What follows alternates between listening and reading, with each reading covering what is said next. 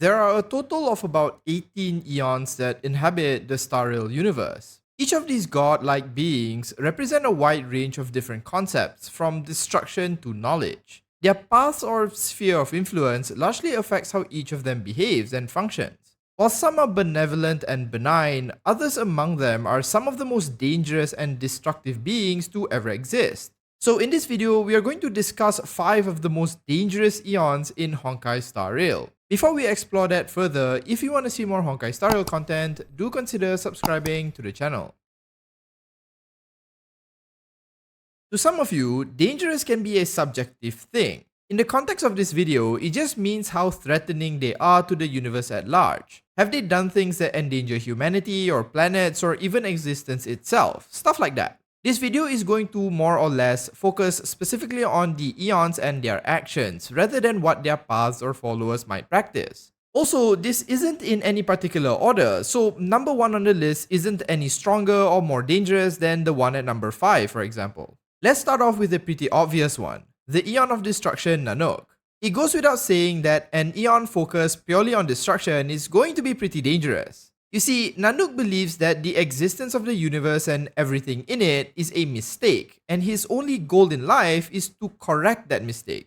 The only way to do this is by destroying it, given it's not meant to have even existed in the first place. There hasn't been much reveal about his origins, but given Nanook is said to have originated from Adlivun, a planet that at one time was decimated due to the Swarm, Rubert's mechanical empire, and God knows what other horrific atrocities, it's pretty understandable why he would view existence as a mistake, having lived in this hellhole.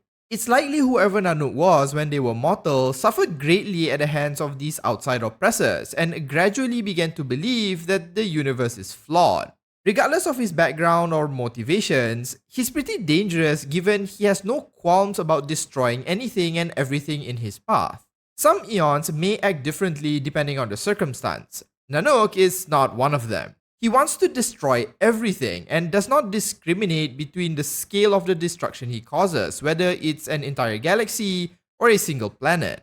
In fact, this uncompromising approach to destruction is why Nanook largely dislikes followers such as Duke Inferno, who only destroy things that he deems has value. In Nanook's eyes, everything is a mistake, and none of it should exist.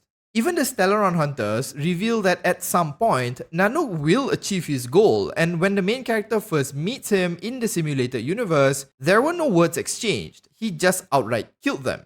So given his approach to life, Nanook is without a doubt one of the more dangerous Aeons to exist in Star Rail due to his unrelenting beliefs and no-nonsense attitude. The next Aeon we'll be talking about might not seem dangerous, but is in fact so much so that very few dare to even go anywhere near it. And speaking of course about the Aeon of Nihility, Ix. Unlike Nanook, you can actually try talking to Ix, at least I think you can, since it's primarily what the Doctors of Chaos are trying to do. However, unless you have an extremely positive outlook on life or are for some reason immune to Ix's charms, doing so is pretty much a death sentence. Ix is functionally a swirling mass of negativity, and running into him causes you to either stop doing whatever it is you were doing or something worse, as you will instantly fall into despair. Unlike Nanook, Ix doesn't view the universe as a mistake, but rather that life itself is pointless. Everything will come to an end at some point in the future, and there's no reason to put in effort for anything, since whatever you do or achieve now will just be forgotten and will return to the dust. There's this really interesting idea I had where the reason why Ix might feel this way is due to it knowing that the universe is in a loop and that everything has been predefined. There is no free will and everyone is just acting out something that has repeated many times before, making any action you take become completely meaningless. There's no real evidence that the Star Rail universe exists in this way, and I've talked about it in other videos, so I won't expand on it further here. So why is Ix considered dangerous? While Ix presumably just floats in space doing practically nothing, the influence of his presence is what's really dangerous here. Whole star systems will cease to function if he is anywhere near them.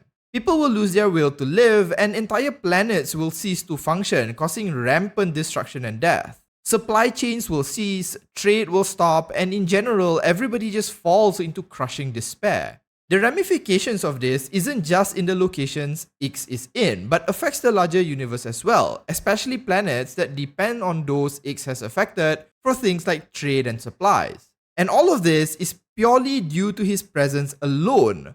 Who knows what would happen if Ix gave even a little bit of effort? Maybe he might even cause other Aeons to give up on their goals entirely. I mean, of all the Aeons in the simulated universe, Ix is one of the few that Herta adamantly tells the main character to not even go near.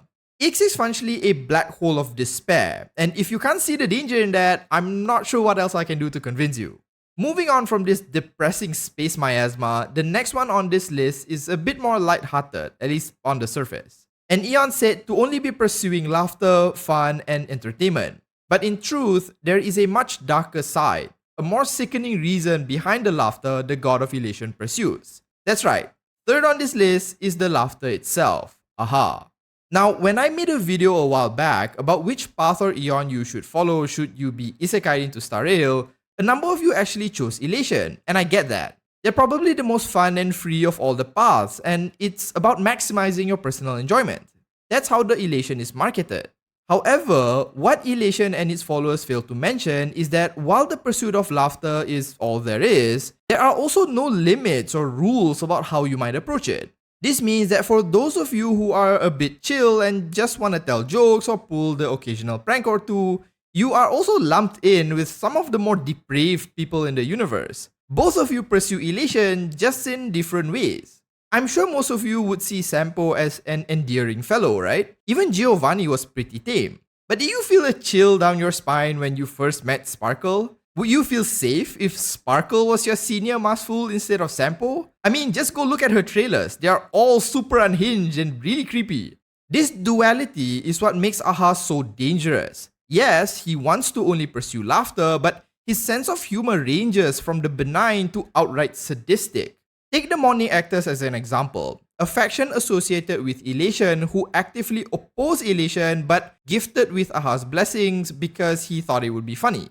They're just a group that has gotten some powers from Aha. Nothing bad has happened to them, you might even say it's a boon. Then you have a similar instance where Aha grants a buttload of powers to a worm because he wanted to see what it would do, only to take the powers away later and cause the worm to suffer and die, having been given sentience and then having it immediately taken away.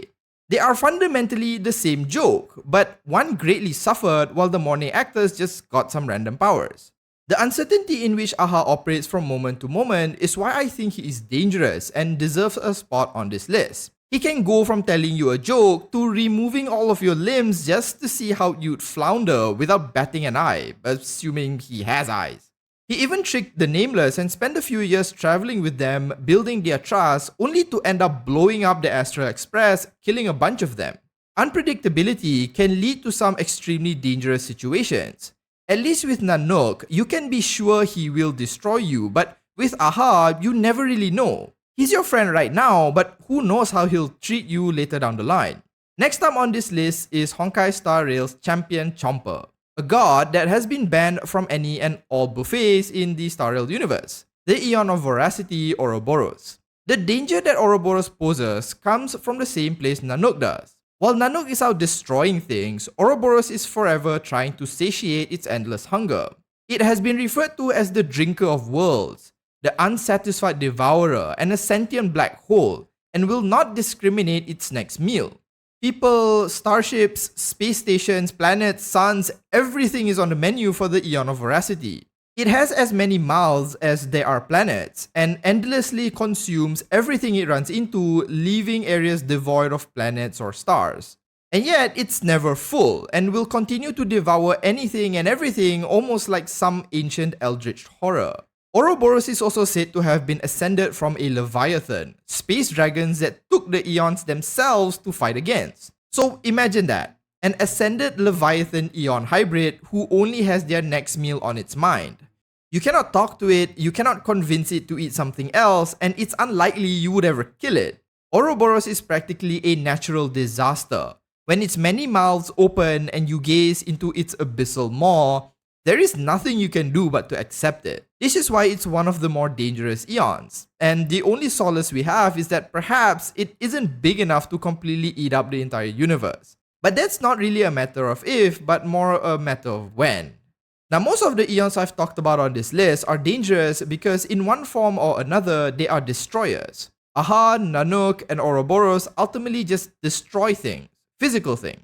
The last entry on this list is dangerous not only because it destroys lives and physical objects, but also intangible ones. Mythos, the Aeon of the Enigmata, is a destroyer, no doubt about that, but what it destroys is not always physical in nature. Instead, it destroys culture, knowledge, history, and information, things that would be immensely difficult to replace or recover. A destroyed planet would eventually reform given enough time, and the science likely exists in Star Rail's universe to cultivate or terraform planets, given Runmei is able to achieve this. But the loss of a culture and knowledge is immensely difficult to reproduce. Now, one could argue that when these other destroyers vaporize or eat planets, all the culture and history disappears along with it. But a galaxy-spanning empire might still have vestiges of its people scattered around the cosmos. Even if Nanook or Oroboros destroys one of their planets, their civilization may yet endure. When Mythos changes or obscures knowledge, it does so across the entire civilization, like a virus that can span light years. Even if it doesn't necessarily go out of its way to destroy planets, at least as far as we know, obscuring critical knowledge is pretty much a death sentence. I mean, imagine the ramifications of that. A sufficiently confused civilization might end up destroying itself in due time, having lost its understanding on how to do anything. So Mythos, despite not being a typical destroyer, is pretty much as dangerous as the rest of them. Before I end this video, I want to include one honorable mention. The Path of Propagation's Aeon Tesseron.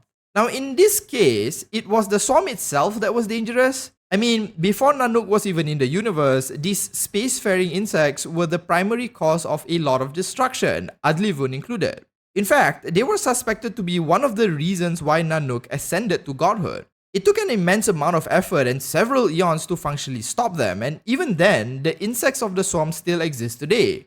I thought they were pretty dangerous, though given the Aeon itself is said to be dead, I didn't think to include it as an official entry. But with that done, those are 5 of the most dangerous Aeons in Honkai Star Rail's universe. Now, just to be clear, these are mostly my opinions, and it doesn't make the rest of them any less dangerous. I mean, Yaoshe, Lan, and quite a few others are pretty dangerous on their own, so don't take this as some definitive list or anything. Who do you think is the most dangerous Aeon and who should have made this list? Let me know in the comments. If you enjoyed watching this video, do consider liking and subscribing to the channel. Thanks so much for watching, and as usual, have a nice day.